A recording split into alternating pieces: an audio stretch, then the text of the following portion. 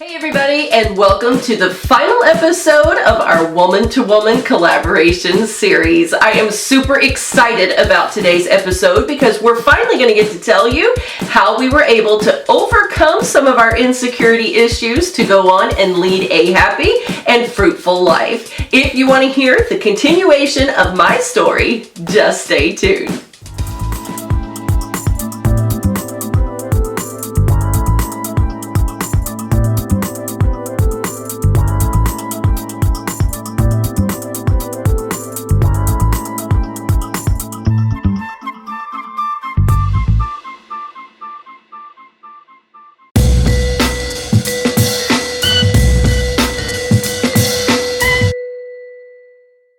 In order to preserve time just a little bit, I'm not going to really rehash or go through the beginning part of my story again.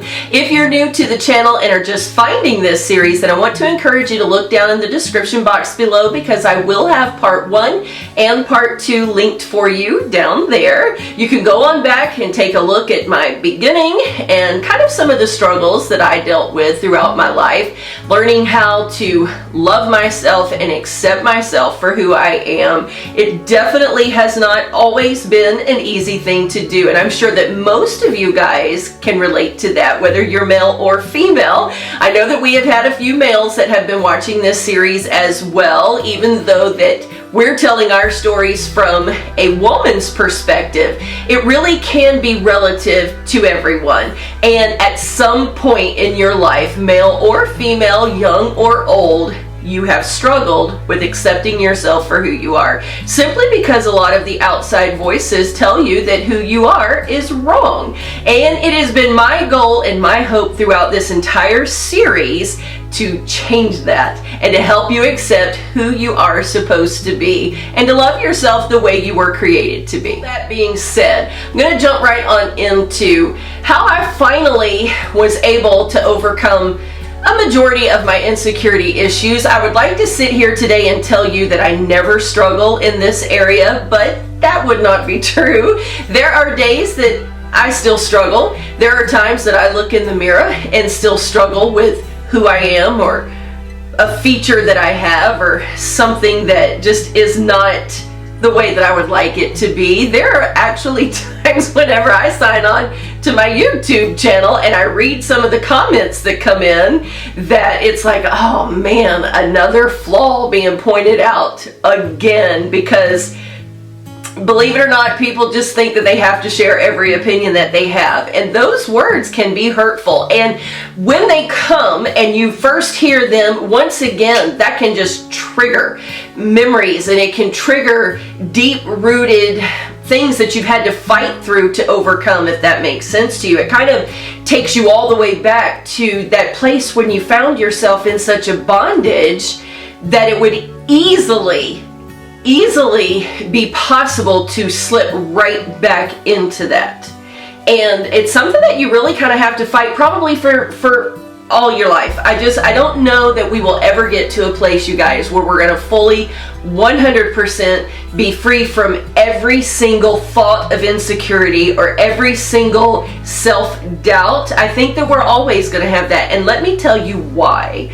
I believe that we have a very big adversary, and yes, I know not all of you that watch this channel are Christians, and some of you don't believe in the Bible. Maybe some of you have never heard enough of the Bible to even know whether you believe it or not, but I base my entire life on the Bible. As a matter of fact, that foundation is what finally helped me to break free from the self-doubt, the self-loathing, the insecurities that had been built because of just life circumstances and words that have been spoken against me, those type of things that we've already discussed in part 1 and part 2. The thing that finally helped me to step over that was my faith in Jesus, but beyond that, it was reading His Word.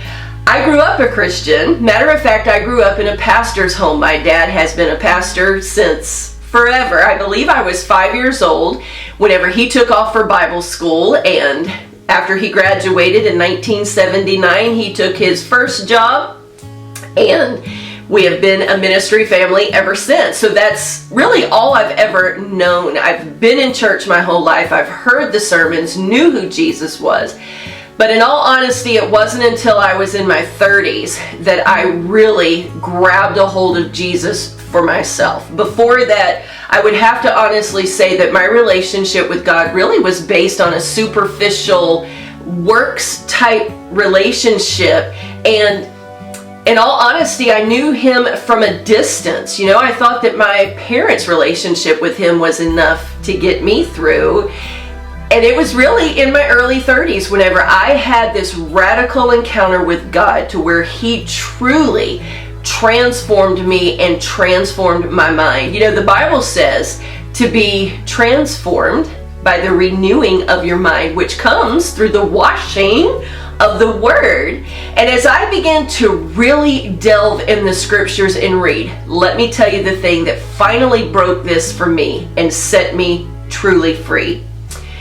We all know, or those of us that have read the story of Christ, we all know that Jesus was a perfect person. The Bible says there was no sin in him, even though in every way we are tempted, he was also tempted. Not one time did he ever yield to temptation, and not one time did he ever sin. He was the picture of perfection, meaning he treated people perfectly. He had a perfect relationship with his mother and father. He had a perfect relationship with his siblings, and everything that Jesus did was absolute, total perfection as far as his attitude and who he was. I'm sure that as he was growing up as a child and just the normal mistakes that we make, or, you know, he was a carpenter. He was raised by a carpenter, so he hammering and nailing and learning how to do all that. I'm sure there were mistakes that were made. But in who he was, the context of his character, the way he conducted himself was absolute total perfection.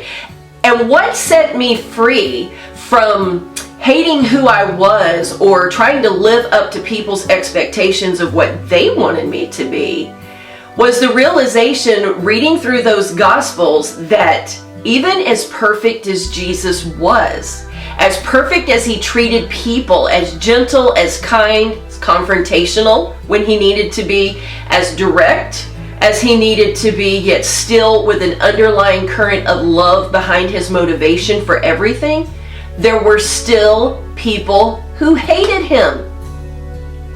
That was freeing for me, you guys. It is like the Lord just shone a spotlight on the pages of my Bible as I was reading it through, and I had read it many times. Make no mistake about that. It wasn't like I was reading these stories for the first time. I had read my Bible and I had studied scriptures, but never did it really penetrate my heart the way it did that day.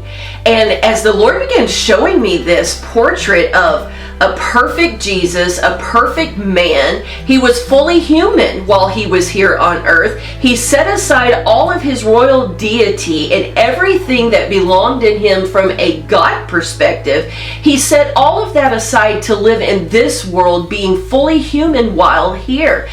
And in his perfection, in his ability to treat people perfectly, to live a life without sin, without mistake, the only perfect person ever to live still had people hate him. That's deep. That is something that totally changed my thought process that day. It was in that moment, and then over the course of the next several days, because it's like once the Lord illuminated that to me, I couldn't put it down. I read and read and read all four of those Gospels that really tell us the life of Christ. I read and read and read. And over the course of those few days, God totally transformed the way that I saw myself and the way that I lived my life, because I thought, I will never in this life attain perfection the way Jesus did. It's not possible. Yes, the Bible tells us to be perfect as he is perfect, which is an action word, meaning striving to become perfect. We should be living our best every single day, realizing and accepting when we fail, quickly turning that over to God for His forgiveness and for His empowerment to change what needs to be changed. You know, I think that people think that in accepting ourselves and loving ourselves, that means that we don't see the need for change, and that's not true. All that simply means is that we can love who we are, we can love how we were created, with the personality, the features, even hair color, all of those things, that we can embrace that and love that.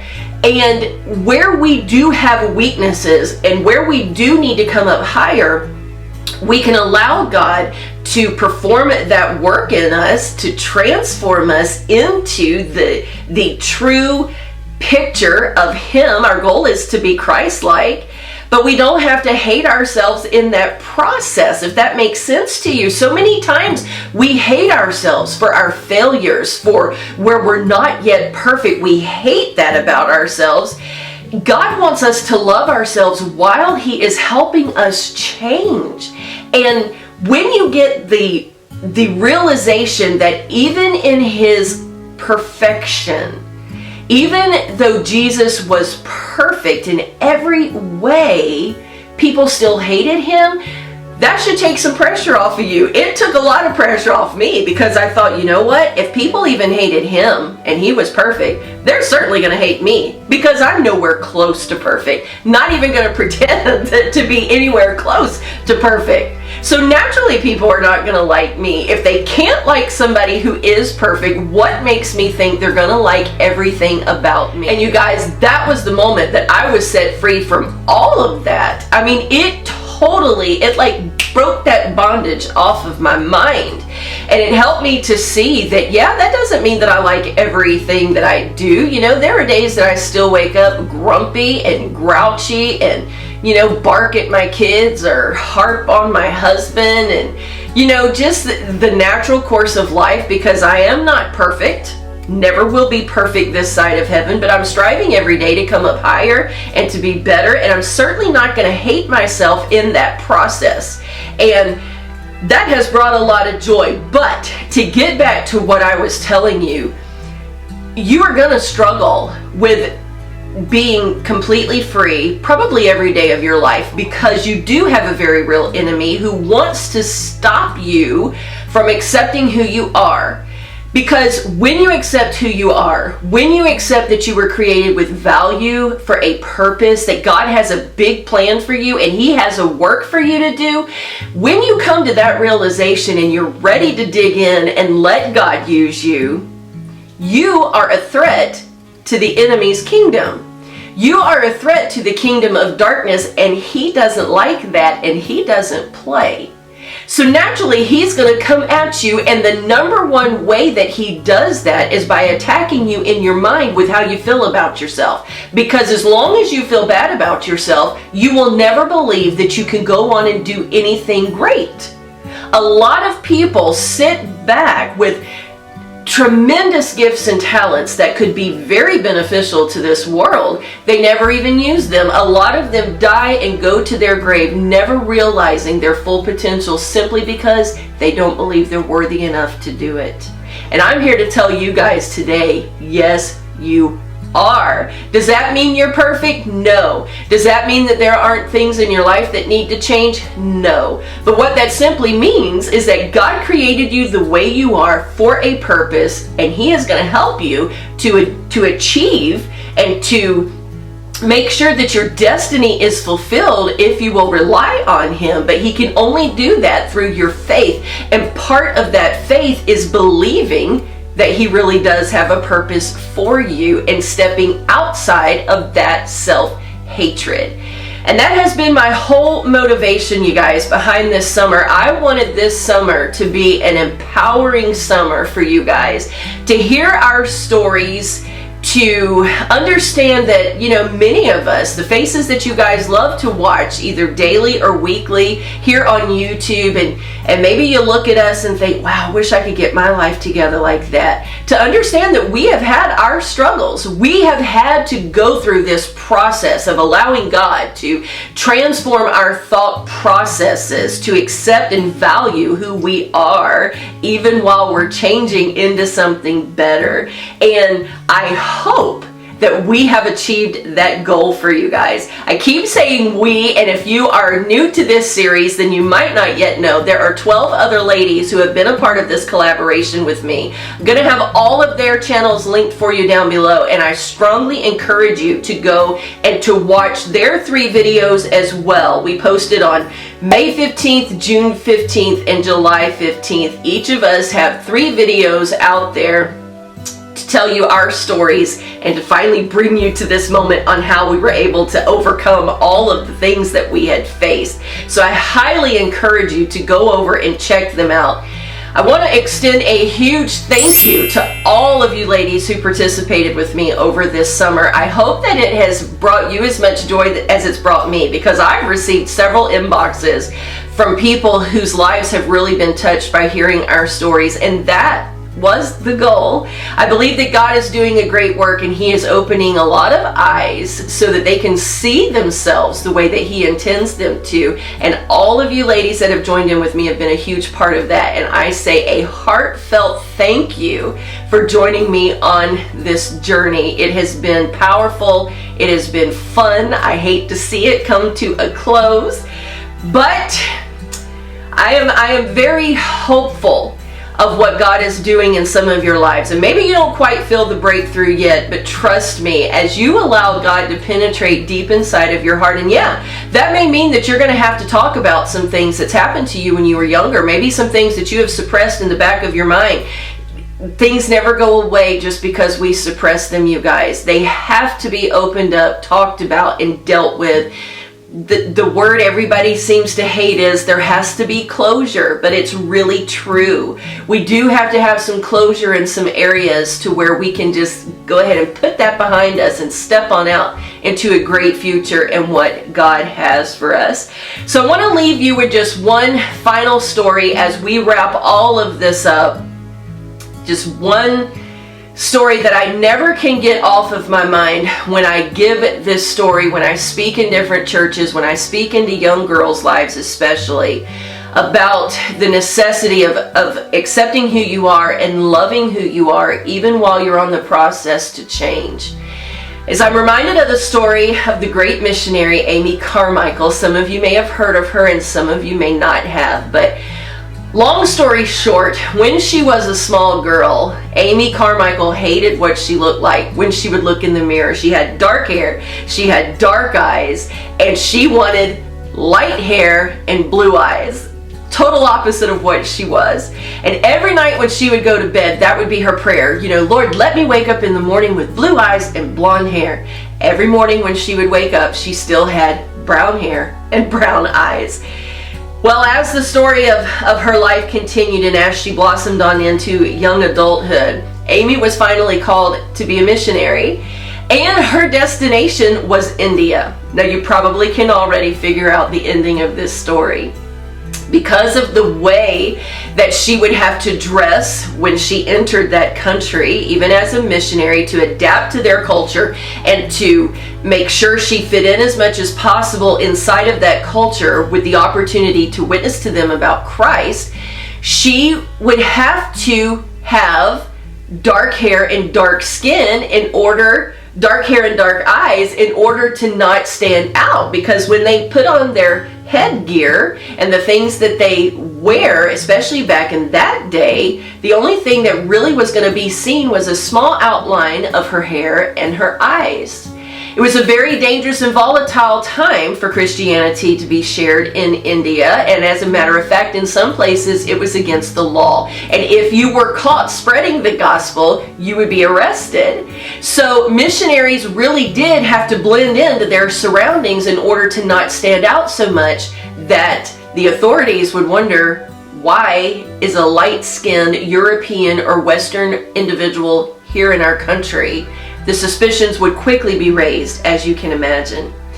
It was in that moment when Amy escaped arrest because she just looked Indian, she looked like she fit right into the culture, that Amy realized that God had birthed her with dark hair and dark eyes for a reason, a very special reason, because He already knew before she was born what her life would be. So I just want to leave that story with you because some of you hate features about yourself that God gave you for a very important reason, and maybe you haven't yet tapped into what those reasons are, but He is trying to tell you today He has a very important work for you to do, and that work is only going to be able to be fulfilled by the personality He gave you, by the features He gave you, by the design in which He created you with. So stop hating them, embrace them, and allow Him to speak to you what that purpose is and how you can go on to fulfill it. Want to leave that with you? I'm going to leave it there. It's been an exciting summer. I am so happy to have been able to share some of my life and story with you. Again, please be sure to check all the other channels out. Be sure to check part 1 and part 2 of my story out if you haven't done that yet. Want to thank you so much for those of you that have tuned in and stayed with us all summer long, and I will certainly see you soon in the next video.